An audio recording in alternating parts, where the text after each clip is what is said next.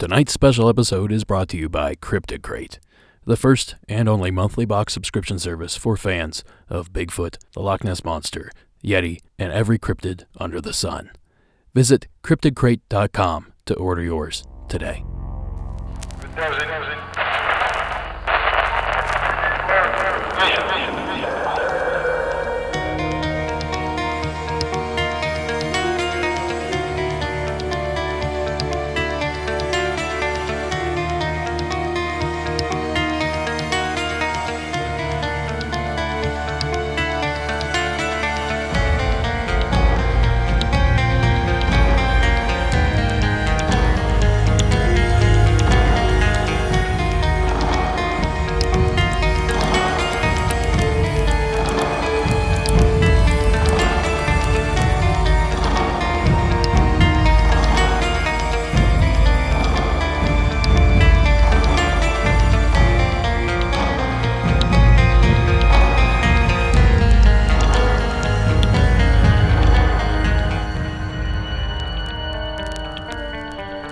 Good evening and welcome to the 6th installment of Hometown Legends and the Season 6 finale of Monsters Among Us. I am your guide, Derek Hayes. Boy, do I have a whopper of an episode for you guys. There's likely enough calls here to make this a 2-hour or perhaps a 2-part episode, but only time will tell. But before we launch into this behemoth of an episode, I'd like to take a quick moment to reflect on how we got here in the first place. Back in the early part of 2016, after a few cryptid-themed reality shows that I was working on failed, shows I was actually a producer on rather than on-screen talent, I decided then to take things onto a smaller platform. I decided to start this little experiment. I had this crazy idea that folks would be willing to share their paranormal stories, in their own words, uninterrupted. And I'll be honest with you, the going was tough at first. But through many of my contacts, I managed to string together a few episodes. Then, to my shock and awe, it snowballed from there. Nearly 150 episodes and tens of thousands of subscribers later, here we are. And I cannot thank you enough for your kindness, generosity, and involvement. I know it's a cliche statement, but like many cliches, this one is dead on. Without the support of listeners like you, this show would have never made it past Season 1. Now we're staring down the barrel of Season 7, and it's equal parts amazing and humbling. So as we kick off this little celebration, remember, you are the reason that any of this is happening at all. So from the bottom of my cold, dark heart, thank you. And to address any rumors or incorrect information, this show is not ending anytime soon. So keep those calls coming and hit that subscribe button. This ride is about to get good. Our first Hometown Legend submission for tonight comes to us from Cass in my home state of Ohio.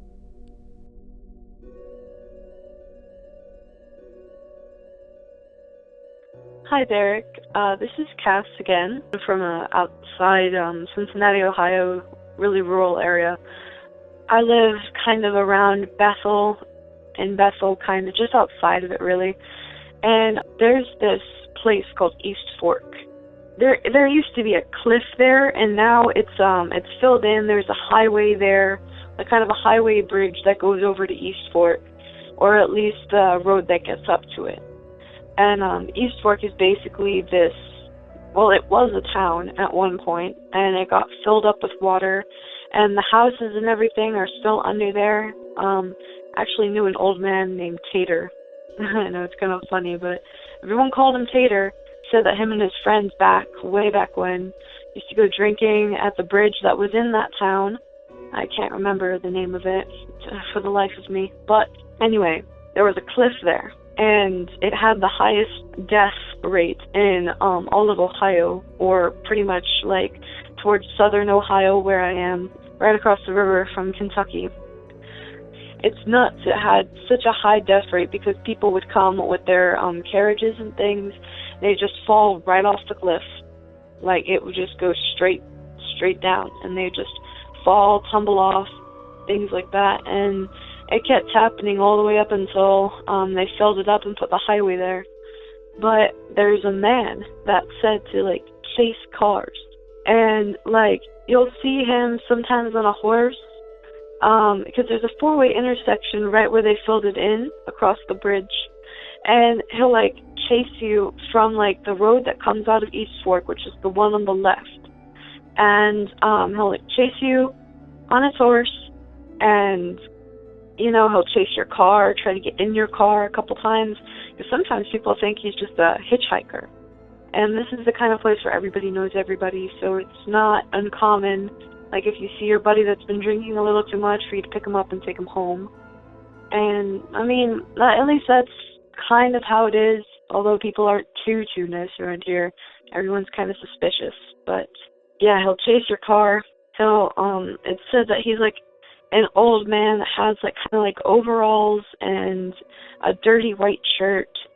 And he'll be as fast as your car, even though it's not humanly possible. I'm trying to remember it as best as I can, but that's our hometown legend.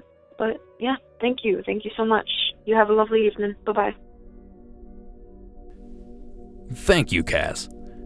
This is kind of funny because this story reminds me a lot of a place I grew up near. A place that's actually pretty infamous for cryptid research and sightings.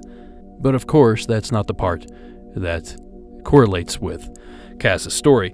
You see, I grew up near Salt Fork State Park, which is now infamous for Grassman or Bigfoot sightings in the state of Ohio. But when I was a kid, there was something cooler about it. My dad used to tell me stories about a couple towns that were in the valleys before it was flooded in the 1960s. Apparently, if I'm remembering this story correctly, when he was in high school, you used to be able to see like a church steeple a few feet under the water. But of course, it was the full steeple, it was just simply flooded. Now, I'm sure by now it's been almost 50 years, if not 50 years, so I'm sure most of that has rotted away, but I can only imagine looking down and seeing buildings. Just the whole thought of it is creepy. Now, that said, there was also a cliff there that has claimed many lives, but it was a bit of the opposite. It was actually people climbing up the cliffs and slipping on the moss. Typically, it was kids that lost their lives, tragically. Either way, I thought the correlations there were pretty interesting, so thank you so much, Cass, for sharing your hometown legend. Now, our next legend of the evening also correlates well with something I grew up with, but we'll touch on that in a bit. The following is Chris's submission from the state of Texas.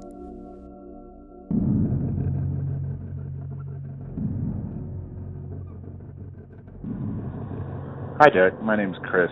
I grew up in Dallas, and there was a little-known phenomenon amongst the people I grew up with. It was called the LBJ House. It was an old orphanage off of LBJ Highway that had partially burnt down, supposedly with orphans in it. I haven't done any fact-checking to make sure that's true, but there was a rumor that if you were to go to the top story and shut the door and sit there in the dark alone for a while, you would hear children's laughter and stuff.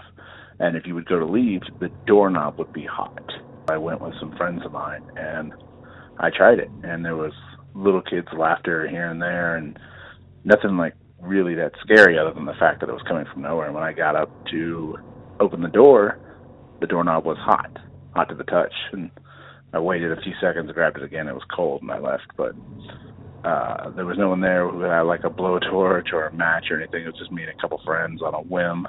And that's my story. I know it's kind of short, but I just wanted to share it. Thank you, Chris. Your story reminds me a bit of Gore Orphanage, just outside of Cleveland, Ohio. When I was in college, I remember meeting a bunch of folks from the Cleveland area that were very, very happy to share that story with me. A story I believe I touched on the last Hometown Legends episode. As far as the hot doorknob is concerned, that's weird. It's certainly weird. If it were the daytime, I would wonder if there was perhaps some way that the sunlight could reach it. You didn't specify whether this was taking place during the day or at night. Either way, I think it's kind of difficult for the sun to simply heat up a doorknob in that fashion, but stranger things have happened. Either way, we truly appreciate you taking the time to share your hometown legend. Thank you again, Chris. Our next call of the evening comes from my backyard. The following is Danny's call from California. Hey, Derek. This is Danny from California. This is for your Hometown Haunts episode. I'm from a town called San Bernardino, which is adjacent to Redlands, California. But just growing up, certainly we drove out there a lot as friends to go hang out in Redlands because that was the more, we'll call it, happening spot in the area. But Redlands, for anyone probably listening or has ever heard of it, knows that there's a haunted history, should we say, and there are multiple spots. But the one that I grew up going to, probably because we were drawn to it initially by some of these stories, was Prospect Park. And Prospect Park is on the south side of the city and kind of leading up into a suburban area, but it's one of the oldest parks in California. And it's surrounded by orange groves, and since then they've built a stage, which is, they hold outdoor Shakespeare plays throughout the summer and when the weather's good, which is most of the time in California, I suppose.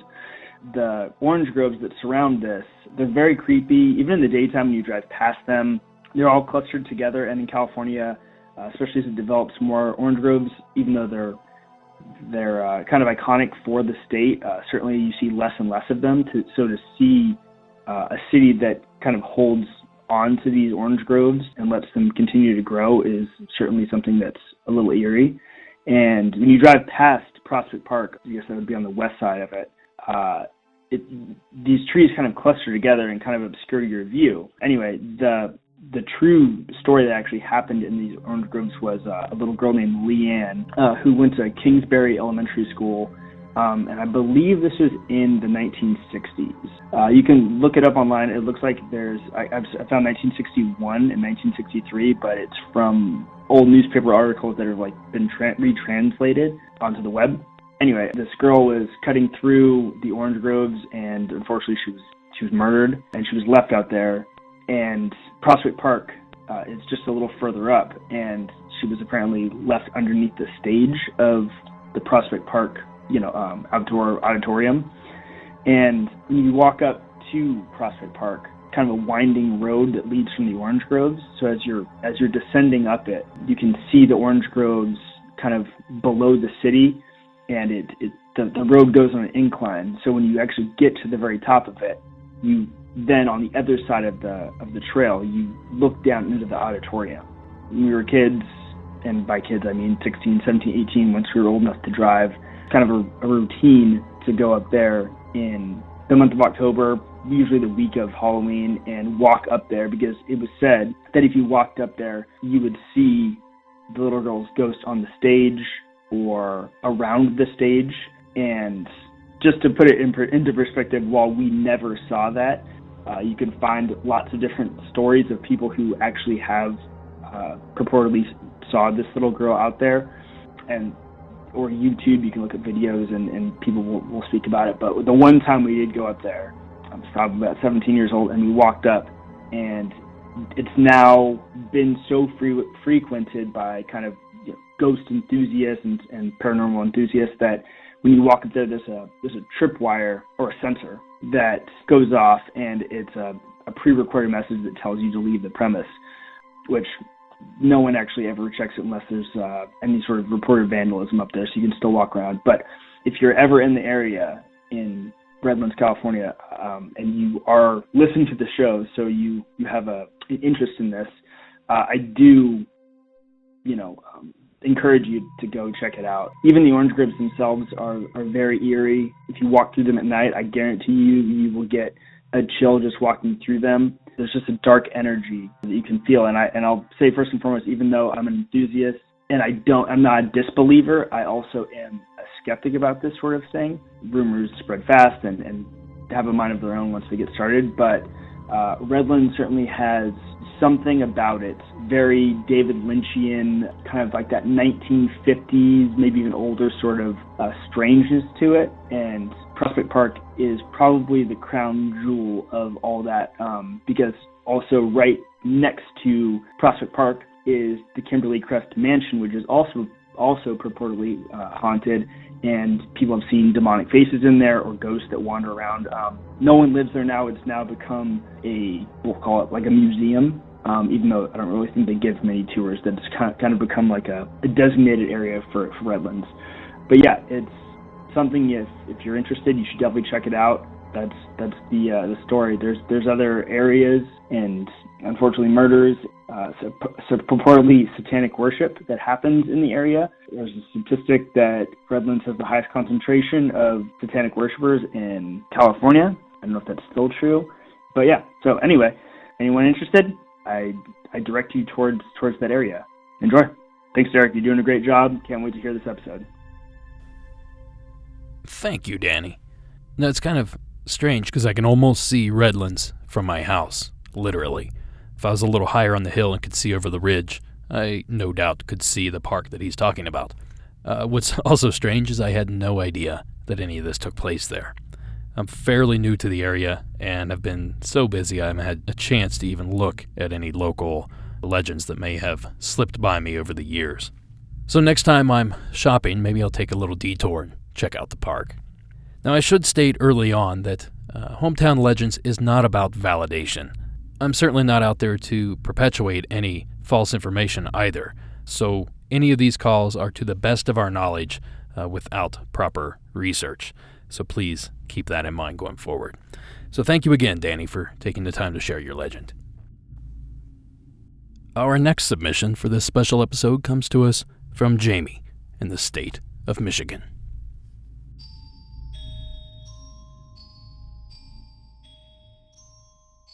Hey Derek, I'm writing a story about a hometown legend, the Calumet Theatre in Calumet, Michigan. Tucked into the center of the Keweenaw Peninsula in Michigan's Upper Peninsula, the theater stands in downtown Calumet, a historic village which was very populated during the turn of the century when the area was best known for copper mining. Calumet was once known as Red Jacket, Michigan, which was the name of the chief of the Seneca tribe. The area was greatly populated around 1900, about 25,000 people compared to the current 700. I've heard from many people in my life that Calumet was actually almost the capital of our state, which I can't wrap my head around. Many immigrants, including both sides of my parents' family, came to the area to take advantage of the mining. In July 1913, there was a mining strike for better wages, hours, child labor, and work conditions, and the one-man drills, which caused lots of accidents and loss of hours for some. This strike continued until the following April. In the middle of this strike, on Christmas Eve in 1913, the Women's Auxiliary of WFM, the Western Federation of Miners, held a Christmas party for the strikers and their families in the upstairs of the Italian Hall, which was about 2 blocks away from the Calumet Theatre. There were hundreds of people in attendance. At some point in the evening, a few witnesses saw an unidentified man come in and yelled "fire" and ran out. A panic ensued, leading for a rush of many adults and many, many children to the front doors, which happened to open inward, leading to a stampede that killed 73 people, only 3 adults. I say happened because from Steve Leto's book Death's Door, The Truth Behind Michigan's Largest Mass Murder, that theory was not in the coroner's report.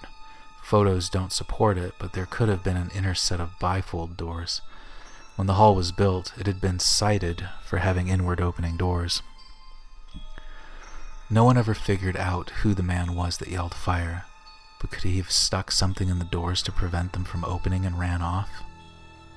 The community had to use the Calumet Theatre as a temporary place to ready and keep the bodies for the massive funeral about to take place. There have been reports of hearing children running around, laughing, crying, and this is just one story for the theater. Nowadays, it almost seems random to have an opera house or theater there, but it's open frequently. There's daily tours and performances. I've even performed there. It's one of the first municipal theaters in America. It opened March 20th, 1900. Some big names that have been on the stage are Lillian Russell, John Philip Sousa, Sarah Bernhardt, to name a few, and Madame Helena Modjeska. She's believed to be one of the spirits that haunt the theater. She's performed there many times, and she has a painting hanging between the doors just inside the theater. I've heard many times the eyes of the painting follow you at certain times. The first story of Madam's spirit was in 1958. An actress, Adis Lane, claimed that when she forgot her lines, the spirit appeared to her from the balcony, giving her the lines. Sometimes you can see her apparition, hear her talking, music playing, and cold spots. Our family friend, Lois, used to volunteer there, and one night she claimed that as she was shutting down for the night, and as she turned off the lights to the stage, she heard someone walk across the stage. There's rumored to be another ghost of a man who was murdered there in 1903. You can hear his screams and sometimes see his apparition. Another spirit would be that of a little girl named Ilonda Rowe, who you can also sometimes hear screaming in the middle of the night. The unique part of this area is that there are many little mining towns spread from Copper Harbor, the most northern town in the peninsula, south to Painesdale and Tri-Mountain, and people still live in most of these towns. A lot of the houses from 1850 to 1910 are the same layout, same exteriors. They each hold a lot of history and their own tragedies. So, my hometown legend has many stories, and I will write back with more. Thank you, Jamie. I love the nickname Red Jacket. It reminds me of my favorite hockey team. Now, something else this story reminds me of is a monumental disaster that took place in the early 1900s. And of course, I'm talking about the Hartford Circus Fire. For more information on that, I kick it over to Horror Stories on YouTube. The Hartford Circus Fire occurred on July 6, 1944, during a Ringling Brothers and Barnum and Bailey circus performance in Hartford, Connecticut. The tragedy took the lives of 167 to 169 people and left more than 700 injured. It is considered one of the worst fires in U.S. history.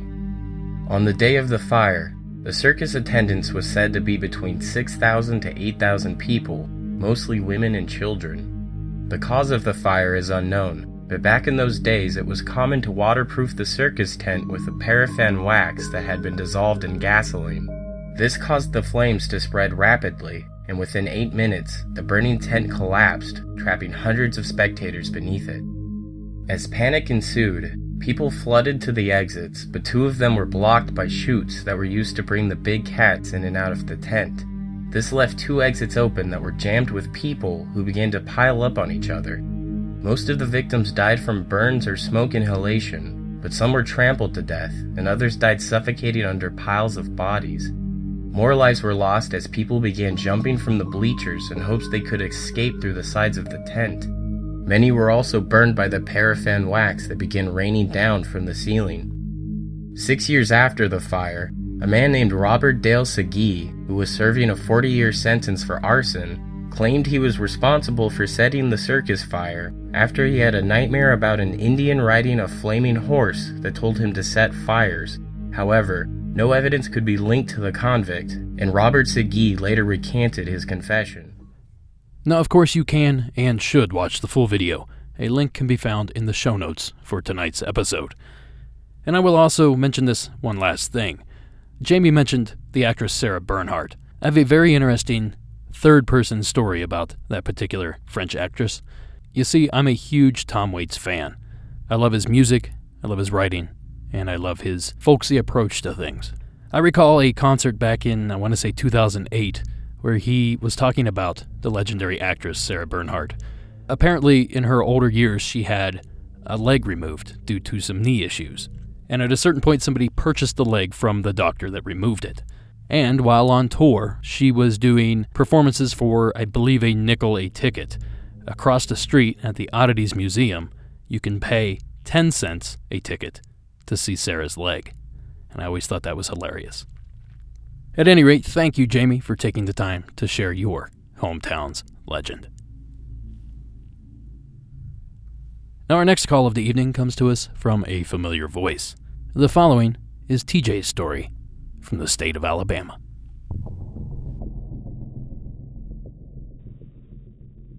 Hi, Derek. This is TJ from Salem, Alabama. This is for Hometown Legends. So, I grew up in a town called Lafayette, Alabama, and there was this dirt road. It took about an hour to get down this road, but it was always nicknamed Devil Worshippers Road. My mom told me that back when she was a kid that you would see people in cloaks out there, and sometimes cats or dogs hanging from trees, various animals and things like that.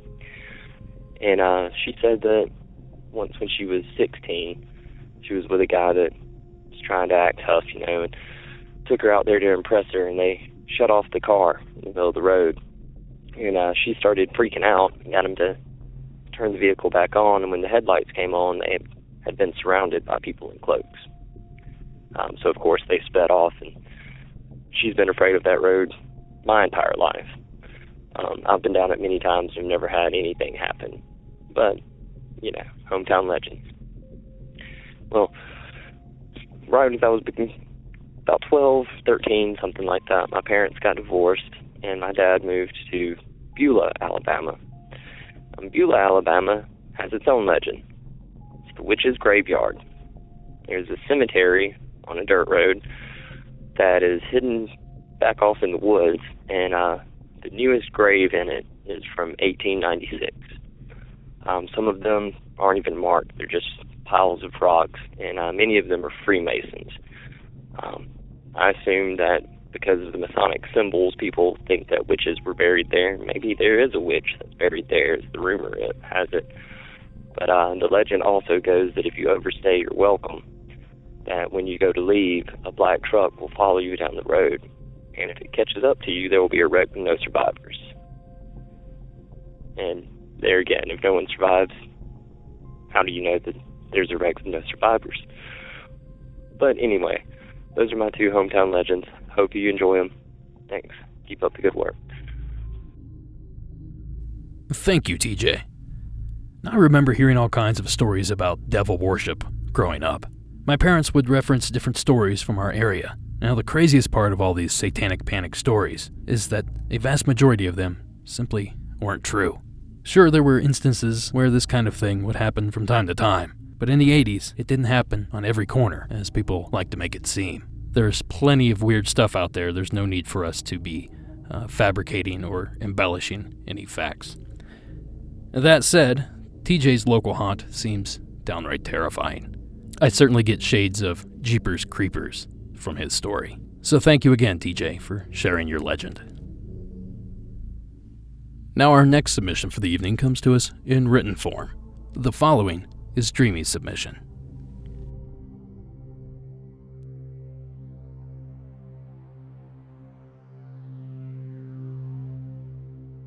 Hi, Derek.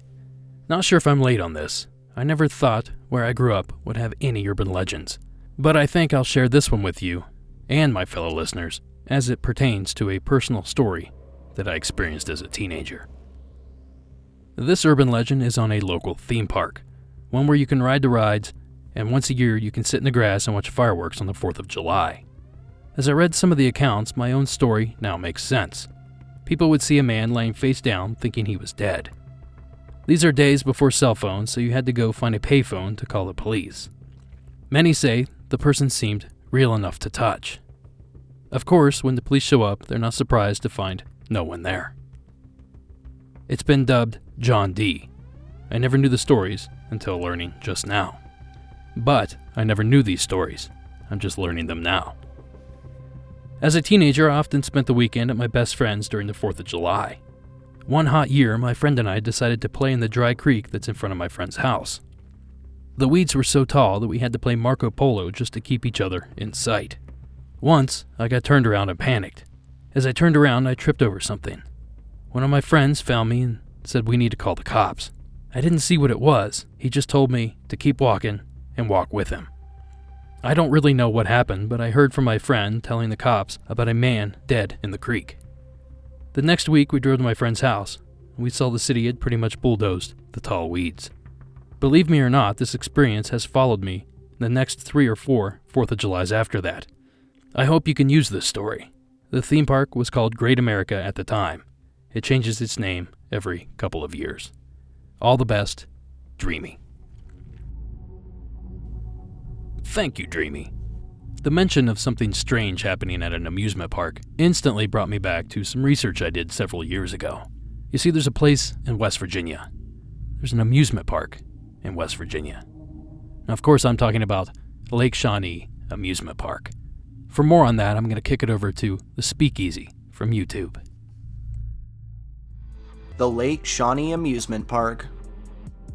The Lake Shawnee Amusement Park in Rock was built in the 1920s atop land that was absolutely drenched in blood throughout history. It was once the site of the Mitchell Clay Farm, where 3 of the Clay children were killed by Native Americans and several Native Americans were killed in retaliation. But the legend doesn't even begin there. Before the Clay family settled, the land was quite actually a desecrated Native American burial ground, which we can assume the Clay family further desecrated by settling there in the first place. The park eventually closed down in 1966 after adding a further 6 bodies to the count during its operation. Visitors to this abandoned park report a wide range of paranormal happenings, including disembodied demonic laughter, the sounds of children on the swings, and whispering that sounds like it's coming from right behind people. A little girl was killed on the swing set, and her apparition is commonly reported there, sometimes drenched in blood. Around the old pool, a gurgling sound can be heard from its empty depths, and the spirit of a little boy who drowned there often appears to visitors. Also reported are shadowy apparitions, the smell of gunpowder, the sound of phantom musket fire, tribal drums, and blood-curdling screams in the dead of night. Again, I encourage you to watch the full video. A link can be found in the show notes. Thank you again, Dreamy, for taking the time to share your legend. I truly hope it was some sort of false memory or perhaps a practical joke and not a dead body in the weeds. Thank you again for sharing. Our next call takes us to the state of New Jersey. The following is Keith's submission. Hey Derek, this is Keith in New Jersey. I'm calling in with a story for your Hometown Legends episode, if you want to use it. This story goes way back to 1833, and it's out of Morristown, New Jersey. Back in April of 1833, a French immigrant named Antoine LeBlanc arrived in America, in New York, and he was expecting to make a fortune in his new country and perhaps go back to his native country one day. But he got here, and a couple of days later, he made his way to Morristown, New Jersey, which was at that time was not a large town, but still somewhat of a hub in the northern part of the state. And he quickly found a job as a farmhand on the property of Samuel Sayer, who was a very well-respected, well-known, popular judge at the time. But what he didn't realize was Judge Sayer had no intention on paying him any money. He would have given him room and board, but he was not going to pay him. And that kind of got Antoine a little upset, to say the least. So he wasn't there. He was only there for a couple days, and he already began to plot he came up with a little plan in which he was going to rob the Sayers while at the same time murdering them. So one night, when he was, part of his job was to look after the horses. So one night he went in and told Mr. Sayer, there's something wrong with one of the horses. So Mr. Sayer, or Judge Sayer, came out to see what the problem was, and Antoine came up from behind him with a shovel and bludgeoned him to death in the barn. After a while, his wife, who was Sarah Sayer, was wondering where her husband had been, why he was gone for so long, and she went out to the barn to check it out. And Antoine did the same to her. So he hid the bodies under hay in the barn. Then he went inside the Sayer house. And the Sayers had a servant named Phoebe. Some believe that she was a slave. It's not really clear. But she was an African-American woman. And he went in the house with a club, and he bludgeoned her to death in her bed. Then he proceeded to rob the Sayers, put a bunch of valuables in a bunch of bags, steal one of the horses, and hastily flee. The next morning, townspeople actually found some of the Sayers' personal belongings on the ground. So in Antoine's haste to leave, he actually dropped a number of things, essentially creating a trail for them to follow. So there was a massive manhunt went underway, and they had determined that he had fled east, probably to go back to New York and flee back to France. He was found about 15 miles east in an inn, and on him was on his possession was a bunch of the Sayers' belongings. So obviously he was caught red-handed. He was brought back to Morristown. There was a very quick trial. An interesting side note here is that it was the first trial in America in which defense lawyers, the public defenders, argued that the location of the trial should be moved because he couldn't get a fair trial in Morristown, because everybody in that town wanted his head rather, for murdering two of the most popular people in town. The lawyers were probably right, but it was only 1833. That was a new idea, and it didn't happen. So he was tried in Morristown, found guilty very, very quickly, and he was sentenced to death by hanging on the town green. So just over a month after he had arrived in America, he was headed to the gallows. His hanging was attended by, they say, 10 to 12,000 people. It was actually a very big event at the time. So the execution went through. The story does not end there, because there was an agreement between town officials and a local doctor that Antoine's body would be brought to the doctor for medical research after he was executed. So he was brought to the doctor. It was less medical research than bizarre medical experiments. At the time, electricity was a brand new idea. So this doctor, his name was Dr. Canfield, he decided that he's going to do multiple experiments on the body using electricity. He thought perhaps electricity could bring him back to life. So he did experiments shooting electricity through the body. He got some limbs to twitch, his eyes to roll back, but that was it.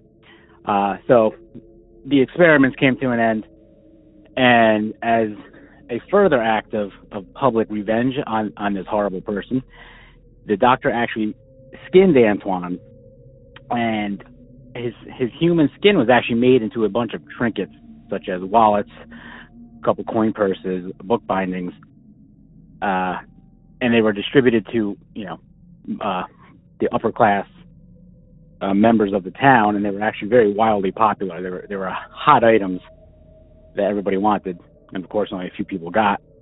A wallet actually still exists. It's at the Morristown Library, nicely stored. You can go in and request to see it, but it is his a wallet of Antoine's human skin, and they are also in possession of Antoine's death mask that was made after his execution. So that's another little gruesome aspect of the story. So that incident was over, but the idea of Phoebe didn't seem to want to go gracefully to the other side. For years and decades after, the Sayer house was reported to be haunted by her ghost. And roughly over 100 years later, that building became a restaurant in town. Became very popular. It was had a few names. A couple of the names were Jimmy's Haunt. It was named Phoebe for a while, or Phoebe's. But there were various reportings of hauntings in the building. I actually knew someone who worked there, and she had heard all the stories from current employees and former employees. Some of the things included were doors opening and closing with nobody there. There'd be the employees would be there, and they would hear doors opening and closing either downstairs or upstairs, and nobody was down there or up there. Lights would go on in the middle of the night, and nobody had a clue as to where the switches to these lights were. They would just go on and off by their own. A couple employees actually saw a candle moving through the restaurant without anybody carrying it, just a floating candle moving through. Another employee felt a cold hand on their shoulder once. And there were always, a lot of the employees heard footsteps on the second floor of the restaurant, which is where Phoebe's room was. So take that for what it's worth. But unfortunately, that restaurant was torn down within the past 10 years. And what else? A bank was built on that property. So, Phoebe had been, or people said it was Phoebe, maybe it was the Sayers, or maybe it was, who knows, but there had been a haunting in that building for decades upon decades. And then all of a sudden it was razed to the ground. So, Phoebe was somewhat of a legend in this town. Everybody knew that story. Everybody knew the history of the building. But what people have been wondering since that building has been torn down, what happened to Phoebe's spirit? Is she still there? Is she lurking on the property? Is she haunting the bank? Who knows? But it was a story it's a story that's been with the town for a very, very long time. And every now and then you still hear it. It's been on TV. It's been in a number of magazines. But I myself, I wonder, is Phoebe still with us? Is she still around, or has she finally gone over to the other side? So that's the story of Antoine LeBlanc, the Sayers, and Phoebe. And love your podcast. Thanks. Keep it up. Talk to you later.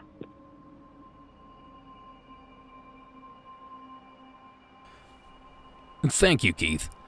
It seems like murder and true crime was a big draw even back into the early 19th century.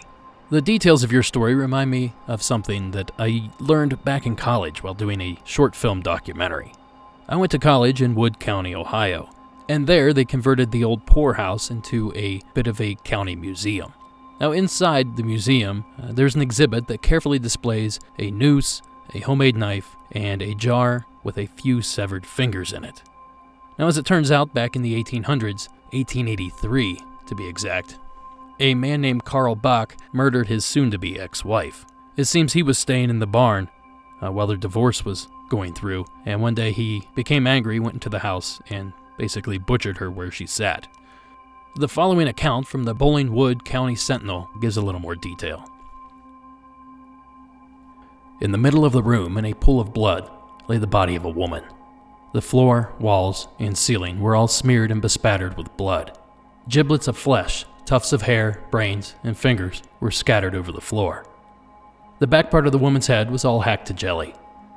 The left shoulder had been nearly severed by one terrific blow. The side of the head was cut open, nearly from mouth to back.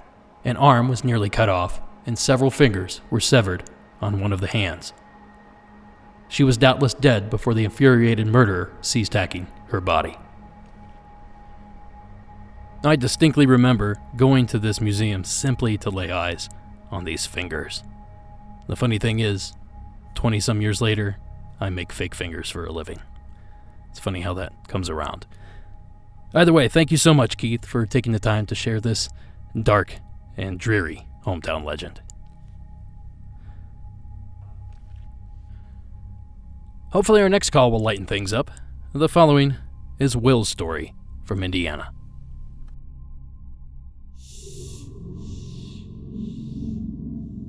Hello, this is Will. Just found your podcast and heard you needed local stories, and I figured I'd tell you the one from around here. I live in southern Indiana, right along the Ohio River, basically, next to Kentucky. And over in this small town of Utah near me, there's this old building and location up in the hills, right next to the water, called Witch's Castle, is what locals call it. The ghost story of it is the location was owned by witches in the 1800s or something. The town didn't like them, and they killed them. That's not really true. There is old structures there up in the hill, with waterfall, random buildings that people built in what looks like to be a old dock along the river. Said most of it's destroyed. The actual story of Witch's Castle kind of messed up. It's not even called Witch's Castle, apparently. It's called Mistletoe. And it used to be owned by a lady named Roach. I'm not sure if I'm saying that right, and she didn't experience anything paranormal. She did try to build on it. Apparently, her thought it might be related to some prince from France or something who supposedly went to explore the Americas with Christopher Columbus, but that's really hard to prove. the person who did own it built a nice house, all these solid brick buildings, look like ancient giant rocks, millstones, has this little chapel up the hill, a waterfall would flow through part of the place. Someone set it all on fire. Luckily, from what I read, nobody was hurt in that, but after that, it kind of became more the witch's castle than mistletoe. And the land basically is kind of cursed for one reason. A girl from New Albany was kidnapped, molested, tortured, and killed. All the torturing might not have happened at the location, but people who did it murdered her at Witch's Castle, supposedly buried her body in the hill. All that's really left of Witch's Castle now is the remains of an old chimney, a little room I call the dungeon, because it's solid brick, 2-foot brick making up these walls, giant stones.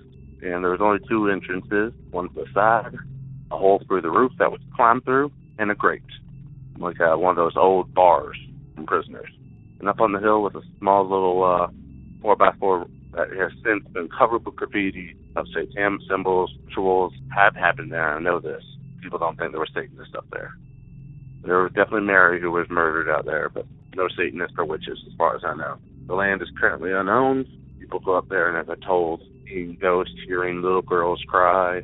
You know, I've been there before back when I was young and dumb, and took a picture through the bars into the dungeon and saw in the photo, even though it was an old cruddy phone, I saw what looked like horns and a head standing in there. Seeing my buddy pass out from there, random bad vibes. Supposedly people think there's a shadow person out there. There's another story related to it is apparently some boy's family was murdered, the original owners of the property, by a thief.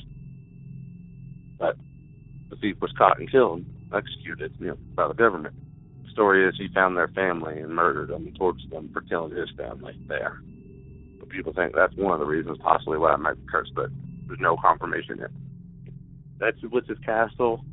The other version of the story was kidnapped by some satanic cult people, was sacrificed to the devil out there.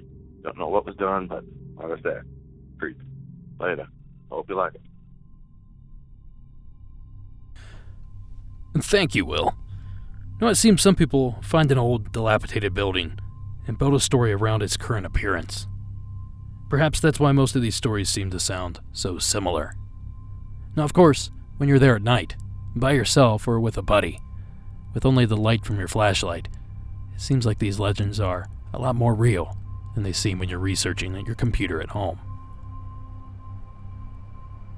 So who's to say what's real and what's not? Who's to say what was reported correctly and what wasn't? Who's to say what the real legend is? And thank you again, Will, for sharing that story with us. And if you have that photo, please email it to me. I'd love to take a look. Now our next story of the evening brings us back to the state of California. The following is Jose's call.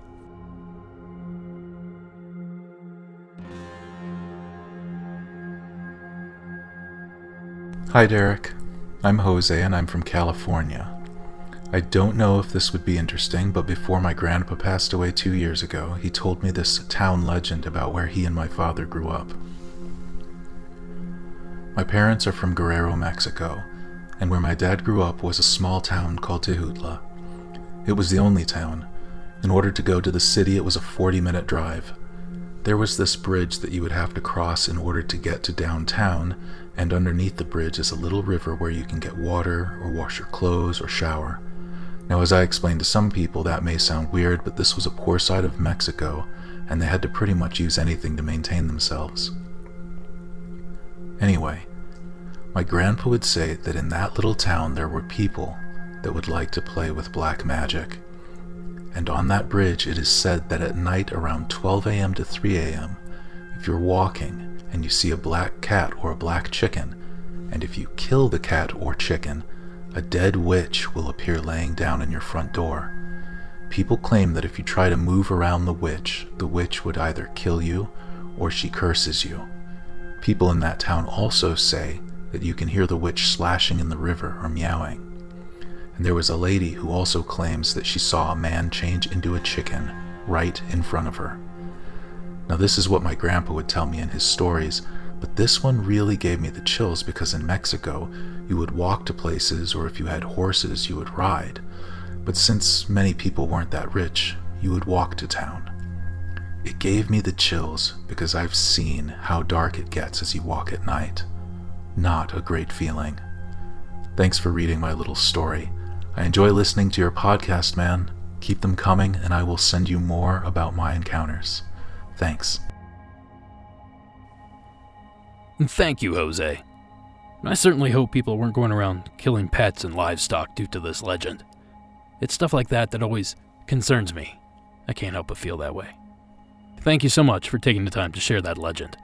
There certainly are some creepy legends from south of the border. Our next 3 calls seem to have a similar theme. Let's see if you can figure out what that is. First up is Marie's call from the state of South Carolina. My name is Marie, and my hometown is very small and has no real haunted stories, but neighboring towns do. One of the most interesting ones to me is Seven Devils Bridge in Woodruff, South Carolina. The legend goes that 7 slaves were hung from the old bridge. The old bridge has since been torn down, but the new one is right next to the old one's former location. People claim that if you go to Seven Devils Bridge at midnight, you will go temporarily insane. As you attempt to cross the bridge at midnight, it is claimed you will begin screaming and crying uncontrollably. People have also claimed to see greenish lights floating in the area. Can't wait to hear the Hometown Legends episode. Keep up the great work. I will wait till all 3 of these calls are finished to make my comments on them. So next up is Robbie's call from the state of Virginia. Hello, Derek. This is Robbie over in Virginia. I had kind of a hometown legend I wanted to share with you. We've got an old covered bridge that we have in the town of Mount Jackson that just kind of been there for, I don't know, since the 1800s. And well, anyway, the story goes is that one night a girl was driving through it a long time ago during a storm and wrecked, and it ejected her from the car going, the eastbound side, and she flew out and passed away in the bridge. And the story goes is if you drive through the covered bridge at nighttime with your headlights off and stop in the center of the bridge, that you will see her walk across your car in front of you. Now, we've tried it before, and the only thing we've heard is weird noises, and we left before we heard anything else, but I just wanted to share that with you, and enjoy the show. Keep on doing what you're doing. Thank you. Bye. And finally, Tyler's story out of the state of Texas. Hey, been listening to the podcast. This is Tyler from Rogers, Texas, which is a little outside of Austin, but I don't know if you're doing your hometown story thing, but we have this bridge in Rogers, Texas, that is, locally we call it the $1 Million Bridge, only because the joke on that, $1 million worth of alcohol has been drank there. But amongst everybody, it's very, very creepy to be there at night. You don't ever want to go there at night. It's just a small little bridge that crosses over the Little River Academy River. Things that I have seen there are like glowing orbs just floating around. And we go to this one time in particular. Me and my friends are hanging out there, and we're just hanging out. And we're there because we want to see whatever's there. And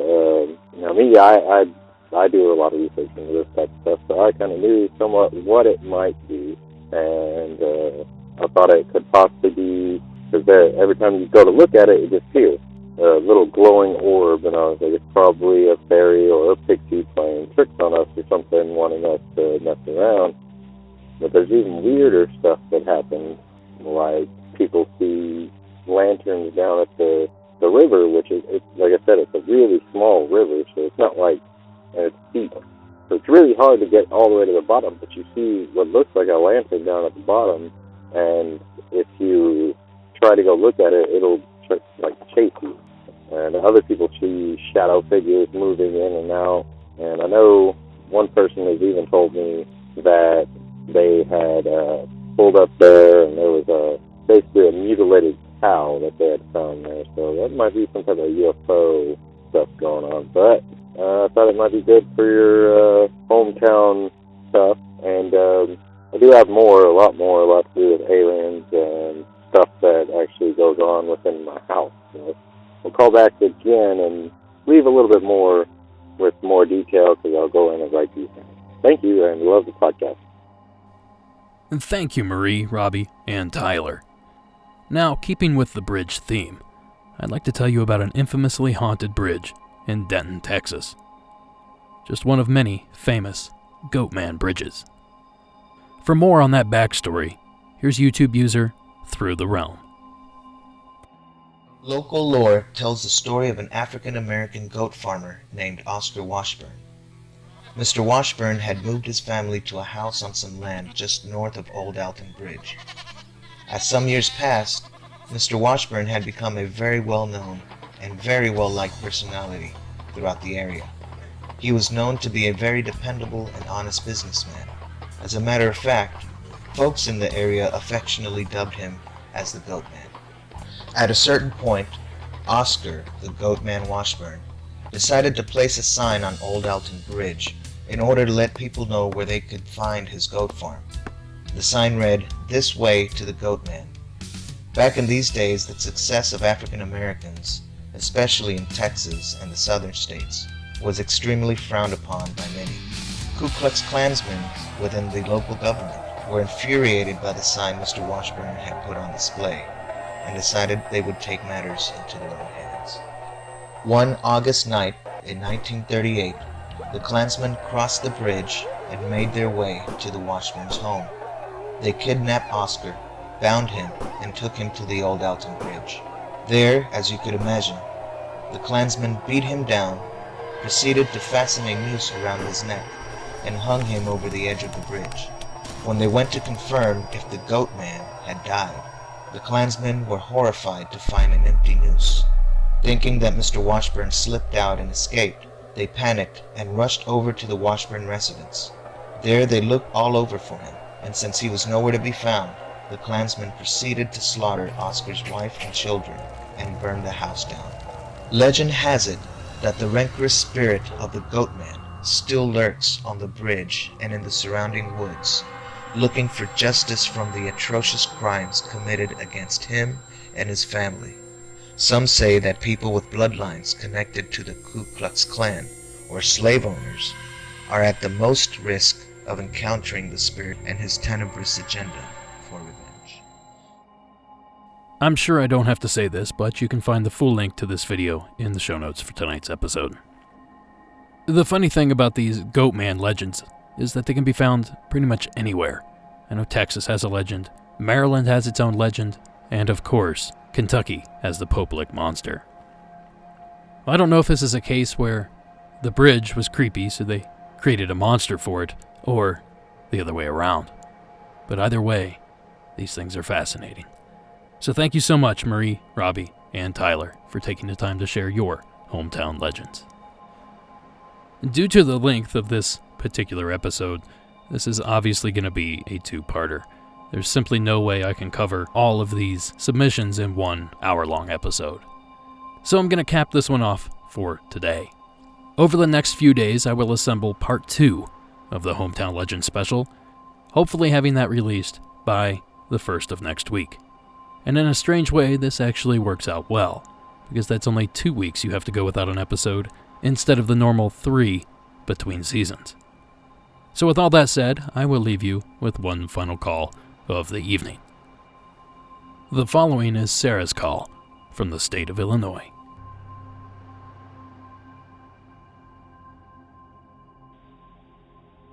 Hi, my name is Sarah, and I'm calling in regards to the Hometown Legends stories.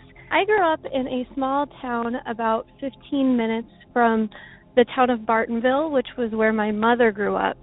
And in Bartonville, there's a building known as the Bartonville Insane Asylum, or the State Hospital. And this building was open from 1902 to 1973. My mom said that growing up, one of the big things that they would do was sneak into the insane asylum and see who could last the longest, as there were lots of ghosts and stories of ghosts associated with this building. It was a hot spot for teens, like I said, and Dr. George Zeller, who was well known for his work on therapeutic treatment for the incurably insane, ran the building's operations for the majority of the asylum span. I've never had any experience with the asylum. However, I wanted to talk about one of the most notorious ghost stories that happened here, and the building has actually caused a lot of lore in the area. Dr. Zeller is actually the one who wrote and witnessed the story himself. Many of the patients had no families, and so there was a graveyard designated for those that had passed away while in the care of Dr. Zeller. The patients were placed in a grave with a simple headstone which was etched with a number. Several of the less afflicted patients made up the grave-digging staff, including a man named A. Bookbinder. Upon the death of a patient, regardless of whether or not the gravedigger knew him, he would sob loudly under a large elm tree within the graveyard. Many years passed, and A. Bookbinder proceeded to sob at every funeral for each patient that died during his time as a gravedigger. Eventually, the gravedigger himself passed away. Over 100 staff members, including Dr. Zeller, as well as hundreds of patients, attended his funeral. When the gravediggers went to lower the casket, it is said to have flown into the air as light as an eggshell. At that instant, a wailing sound was heard, and the image of Bookbinder was seen standing under the elm, weeping at his own funeral. When the coffin lid was removed, Bookbinder was nestled in the coffin, and the wailing and apparition ceased to exist. It is said that shortly after this, the elm began to die for no reason. However, when they tried to remove the trunk of the elm tree, effort ceased when the trail let out a wail. The hospital was opened during a time when experiments were done on the mentally ill that would never be done now. Some of the atrocities included lobotomies, waterboarding, and shock treatment. It's also said there's a tunnel system full of old hospital equipment and beds underneath of the hospital itself. As a result of these experiments and the amount of patients that died during the life of the hospital, it is said that many of the ghosts wandered the halls. There was actually an episode of ghost hunters done at the hospital to see what they could find because of all of these stories. There's actually points in time when it rains so much, it is said that bones start to come up out of the ground in the shallow graves where they've been buried. Once the hospital closed down, all of the patients were said to have been released into the general public, and my hometown of Pekin actually had a story about one of these patients. We would see her everywhere. She was dressed in red from head to toe, and she would stand on the corners yelling at all of the cars as they passed by. So, yeah, there's lots and lots of stories that have stemmed from that, but my favorite one is the one about the gravedigger. And growing up, anytime we drove past this building, it's just a big stone castle-like structure that is no longer in use and abandoned, and you would just get this feeling that something wasn't quite right, and you'd always be looking at the building trying to see if you could get a glimpse of something odd. Well, thank you for the podcast, and maybe you can use my story. Have a good day. Thank you, Sarah. Now, although the Bartonville Mental Hospital, or as it's also known, the Peoria State Hospital, is not a design by Thomas Story Kirkbride, it does remind me of my obsession over his buildings. I can tell you I've had a long fascination with the Kirkbride asylums. Now, for those that are unfamiliar with Kirkbride, here's a little information on the history, courtesy of Wikipedia. The Kirkbride plan was a system of mental asylum design advocated by Philadelphia psychiatrist Thomas Story Kincaid in the mid-19th century. The asylums built in the Kirkbride design, often referred to as Kirkbride buildings, were constructed during the mid to late 19th century in the United States. The structural features of the hospital as designed by Dr. Kirkbride were contingent on his theories regarding the healing of the mentally ill, in which environment and exposure to natural light and air circulation were crucial. Hospitals built according to the Kirkbride plan would often adopt various architectural styles, but had in common the batwing-style floor plan, housing numerous wings that sprawl outward from the center. The first hospital designed under the Kirkbride plan was the Trenton State Hospital in Trenton, New Jersey, constructed in 1848. Throughout the remainder of the 19th century, numerous psychiatric hospitals were designed under the Kirkbride plan across the United States. By the 20th century, popularity of the design had waned, largely due to economic pressures of maintaining the immense facilities, as well as the contestation of Dr. Kirkbride's theories amongst the medical community. Numerous Kirkbride structures still exist today, though many have been demolished or partially demolished and repurposed. At least 25 of the original Kirkbride buildings have been registered with the National Register of Historic Places in the United States, either directly through their location on hospital campuses or in historic districts. Now, if you've seen one of these amazing buildings, you've seen them all. Gothic in nature, these massive buildings tower over you, almost as if it's an authority itself. I highly encourage everyone out there listening to Google Kirkbride building, just to kind of get a look at these things. Or better yet, visit one of your local Kirkbride buildings. One can be found in almost every state. So thank you again, Sarah, for taking the time to share this call, and thank you for tuning in for part 1 of Hometown Legends. Monsters Among Us is written and produced by me, Derek Hayes. Additional support is provided by Warren Ponabbott, Addie Lloyd, and Tony Bell. All audio used in this production is done so under the protection of fair use. And music for this episode is provided by Mayu and Coag Music. Thank you all for listening, and until next week.